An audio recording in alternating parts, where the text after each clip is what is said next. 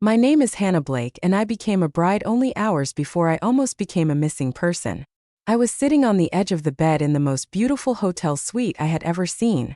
White rose petals were scattered across the sheets.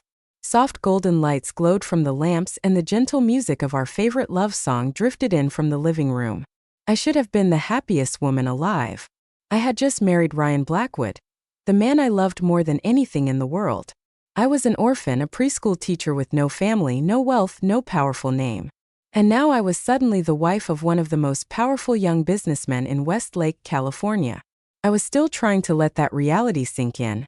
When Ryan walked out onto the balcony with his phone, I saw him through the glass door. His posture changed instantly. His shoulders tightened. His voice dropped low. I could not hear what he was saying, but I knew something was wrong. 2 minutes later, he was still standing there staring into the darkness with his phone pressed to his ear like he was being held hostage by whoever was on the other side. Then suddenly the door behind me burst open. Sophie, Ryan's sister, rushed into the room. Her face was white. Her eyes were wide with terror. Her hands were shaking so badly she could barely hold what she was carrying. "Hannah," she whispered. Before I could answer, she shoved something heavy into my hands. It was a thick bundle of cash held together by a rubber band. I froze. Her voice dropped to a broken whisper. "Hannah, take this. Go to the back door. Run now." My heart slammed against my ribs. Run where? Why before I could ask anything? I heard footsteps on the balcony. Sophie grabbed my wrist. "Please, Hannah. If you stay here, your life will be over." I looked at the money in my hands and then at her terrified face. And in that moment, I knew my wedding night was not the beginning of a fairy tale. It was the beginning of a nightmare. Just hours earlier, I had believed I was the luckiest woman alive. Ryan Blackwood was not just handsome and successful. He was gentle in a way that felt rare. He listened when I spoke. He remembered small details about me. He never made me feel small. When I told him I was an orphan, he did not pity me. He simply said, "Then we will build our own family." That was how he won my heart. When his powerful family resisted our relationship, he stood in front of them and said, "Clear's throat. If Hannah is not accepted, then I will walk away." I believed that meant he was brave. The Blackwood family lived in a mansion by the lake guarded by iron gates and silent security guards. Gregory Blackwood, Ryan's father, was the chairman of a massive construction empire. His eyes were sharp and cold like a man who was always measuring how much power someone had. Margaret, his wife, was elegant and quiet. She smiled politely but never warmly. And Sophie, their daughter, moved like a shadow. Always careful, always afraid to speak too loudly. I thought they were just a strict, wealthy family. I never imagined they were hiding something far worse. When Ryan stepped back into the room after that phone call, he looked calm again. Almost too calm. "Who was that?" I asked gently. "Just business," he said with a soft smile, pulling me close. "Tonight is about us." But his hands were tight on my shoulders and his eyes were not smiling. I smiled back because that is what a new wife does. Even though every instinct in my body was screaming that something was very wrong, behind his warm voice, I could feel fear. And behind the walls of that beautiful mansion, I could feel something dark waiting to surface. The next morning, sunlight filled the room like nothing bad had ever happened. Ryan was already awake making breakfast downstairs. The smell of eggs and coffee drifted through the house. He smiled when he saw me like a perfect husband. "Did you sleep well?" he asked. I nodded even though I had barely closed my eyes. Every sound, every shadow, every memory of Sophie's trembling voice had kept me awake. We sat at the long dining table together in silence. Then Margaret walked in wearing a silk robe. Her smile was gentle but her eyes were sharp. "Good morning, Hannah," she said. "I hope you had a pleasant first night in our home." Before I could answer, she turned to Ryan. "Sophie came home last night with swollen eyes. She would not tell me what was wrong." My heart skipped. Ryan did not look at me. "She was just being dramatic," he said. "She always is." Margaret nodded, but she was watching me, not him. Then Gregory entered the room carrying a newspaper like a shield. He did not greet me. He did not acknowledge me. It was like I was invisible. That was when I understood this family was pretending nothing had happened. And pretending was their most dangerous weapon. When Ryan left for work, I knew I could not stay quiet. I needed to know what Sophie was trying to save me from because no one runs from love unless love has already become a trap. As soon as Ryan left the house, I went straight upstairs to Sophie's room. I knocked once. No answer. I knocked again. Still nothing. Slowly I turned the handle. The room was empty, but her bed was unmade, and her desk was covered with scattered books. On top of the desk was a small notebook left open. I knew I should not read it, but fear is louder than manners. I stepped closer. The pages were filled with Sophie's handwriting, uneven and shaky like she had been crying while writing. The first line I saw made my blood run cold. Dad knows what he did. Another line said, Ryan saw everything. Then further down, I cannot let Hannah suffer the same fate. My knees felt weak. What fate? I kept reading. If Dad finds out I warned her, he will destroy me. But I would rather be punished than let Hannah walk into the same nightmare. Tears blurred my vision. This was not a prank. This was a warning. Just then I heard footsteps in the hallway. I quickly closed the notebook and put it back exactly where it was. My heart was pounding. I had just stepped into something far bigger than I could understand. But now there was no turning back. Whatever Gregory Blackwood had done, whatever Ryan was hiding, it was powerful enough to make his own sister beg me to run. And that meant my life was already in danger. I went back to my room and locked the door. The bundle of cash Sophie had given me was still hidden under the mattress. For the first time I understood what it really was. Not escape money but a warning. I opened my laptop and typed in Blackwood Group article after article. Praised Gregory Blackwood as a visionary leader and generous philanthropist. Everything looked too perfect. So I changed my search. Blackwood Construction Accident. Riverside Heights collapse. After scrolling for several minutes, I found a forgotten blog. The title stopped my breath. The truth buried at Riverside Heights. The writer claimed a scaffolding collapse had killed workers years ago, but the story had been erased. Families were paid. Records were changed, reporters were silenced. Then I read a comment that made my hands shake. The site supervisor that day was the chairman's son, Ryan. The room felt suddenly very small. This was not just a family secret. This was a crime that had been hidden behind money and power. And I had married into the middle of it. My phone rang from an unknown number. I almost did not answer, but something in my chest told me I had to. Hannah. A quiet voice said, It is Margaret. Do not let anyone know I called you. Are you alone? I locked my bedroom door before speaking. Yes. We need to meet, she whispered. There is something you must know. 30 minutes later, I was sitting across from her in a small coffee shop by the lake. She wore dark glasses and kept looking over her shoulder. Her hands were shaking. Gregory knows about the Riverside Heights investigation. She said he is afraid. Then she looked straight at me. Hannah, your marriage was rushed for a reason. Gregory believes if Ryan has a wife and a future, he will stay silent. You were chosen because you had no powerful family to protect you. I felt like the ground dropped away. He is using me. Margaret nodded. Ryan did see what happened at Riverside Heights. He tried to stop his father, but Gregory broke him. He made him believe silence was the only way to survive. Margaret leaned forward. If you stay here, Gregory will never let you be free. Sophie tried to save you. Now I am begging you to. Run. I returned to the mansion with my heart heavy, but my mind clear. Running would save only me. Staying might save everyone. I went to Sophie's room that night and closed the door behind me. I know everything I told her. Your mom told me. Her eyes filled with tears. I was so scared, she whispered. You were brave, I said.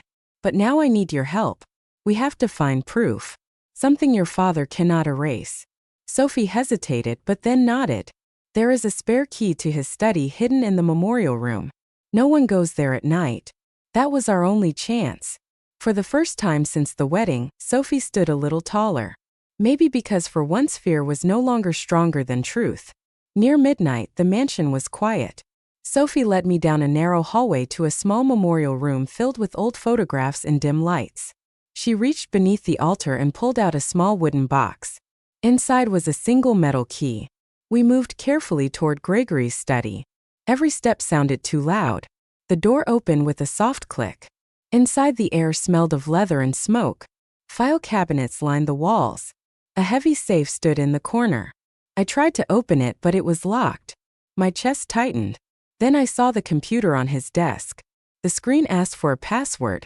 I thought about Gregory and what mattered most to him, his pride. I typed the year he had won his biggest industry award. The screen unlocked. There was a folder marked RH Riverside Heights.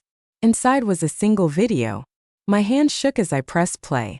The footage showed the scaffolding collapsing, workers screaming, and Gregory standing there calmly on the phone. His voice was clear. Remove everything. No witnesses. I copied the file to a USB drive. This was the truth they had buried. And now I was holding it. A car engine cut through the silence outside. Sophie and I froze. Headlights flashed across the windows. Gregory was back. We rushed out of the study and locked Sophie's bedroom door behind us. Footsteps moved through the house slow and heavy. Then Gregory's voice echoed down the hall. Who was in my office? The door handle turned. Hannah opened this door. Ryan's voice followed, trying to calm him. Dad, there is no problem. But Gregory was not listening. He burst inside. His eyes went straight to me. What did you take? I said nothing. He stepped closer. Where is the drive? Before I could answer, Sophie stepped in front of me. It was me. She said I was curious. Gregory's face twisted. You think you can lie to me? He raised his hand and struck her. Sophie fell to the floor. Ryan rushed forward. That was when I knew this had gone beyond fear. This was now violence. And Gregory would not stop. Gregory stared at Sophie on the floor and then slowly pulled out his phone. I warned you all, he said. He made a short call. Send them now. Ryan looked at him in disbelief. Dad, stop this. Gregory smiled. You should have stayed obedient.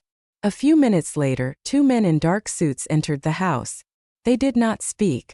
They did not smile. They stood waiting for instructions. Margaret appeared at the top of the stairs. Her voice was shaking but firm. If you hurt them, I will go to the police. Gregory laughed. You would never. She held up a small USB drive. I already copied everything. For the first time, Gregory looked uncertain. His control was cracking. And when a man like him loses control, he becomes dangerous. Gregory shouted for the men to grab us. Ryan moved first. He stepped in front of me and Sophie. Go, he yelled. Margaret grabbed Sophie's hand and pulled her toward the back door. I ran after them. Behind us, furniture crashed and voices shouted. The back gate was locked. Climb, Margaret said, pointing to a tree near the wall. Sophie went first, then Margaret. When I tried to follow, someone grabbed my ankle. I fell hard before I could scream. Ryan tackled the man. Go, Hannah, he shouted. I climbed over the wall and dropped onto the other side. I heard Ryan cry out, but Margaret pulled me away. We have to get help, she said. That is how we save him. We ran into the darkness, not knowing if Ryan was alive, only knowing that stopping now meant losing everything. We found a passing taxi on the empty road and told the driver to take us straight to the police station. Margaret and I handed over both USB drives to the officer on duty. He watched the video in silence. His expression changed. Within minutes, calls were made and sirens filled the night. They are going to the Blackwood mansion now, the officer said. Your husband is being treated as a hostage. Those words made my chest tighten. We waited in a small room holding hands, not speaking. Every second felt heavy. After what felt like forever, an officer came back. Gregory Blackwood and the 2 men are in custody. Ryan Blackwood has been found injured but alive. Relief washed through me so fast I could barely breathe. We went straight to the hospital. Ryan was lying in a bed with bandages on his head. He looked at me and smiled weakly. Are you safe? He asked. I nodded. And for the first time since our wedding night, I felt like we might survive this. Just when we thought it was over, Gregory's lawyers tried to claim he was not mentally stable. They wanted him sent to a hospital instead of prison. Our lawyer said we needed proof that everything he did was planned. Margaret remembered something. Gregory kept a black leather journal hidden behind his bookshelf. With police permission, we returned to the mansion. The house felt empty and cold. Margaret pressed a hidden latch and a small compartment opened. Inside was the journal. Every page was filled with Gregory's handwriting. He had written about cutting costs, silencing families, paying officials, Then I saw a line that made my stomach turn. Hannah Blake is the perfect pawn. And on the final page, if all fails, use insanity defense. I have prepared the records. This was not madness. This was strategy. We handed the journal to the authorities. Gregory no longer had a way out. The courtroom was silent as the judge read the charges. Fraud, bribery, obstruction of justice, and finally murder. Gregory Blackwood sat stiff in his chair. For the first time he looked small. When the verdict was announced, I felt Ryan body shake beside me. Guilty on all counts. Sentenced to life in prison. Margaret covered her face. Sophie held her hand. Ryan stared at the floor. I held his arm. Gregory was led away without looking back. The man who had controlled everything now had nothing. Outside rain began to fall. It felt like the world was washing away years of lies. Justice had finally caught him. The mansion was sold. The company was gone. The Blackwood name no longer opened doors. But for the first time it did not feel like a prison. Ryan took small construction jobs using only his own hands. Sophie went back to school. Margaret started a small garden behind our rented home. I opened a free preschool class for children whose parents could not afford one. We used what little money we had to create a small scholarship fund in the names of the workers who died at Riverside Heights. It was not a grand gesture, but it was honest.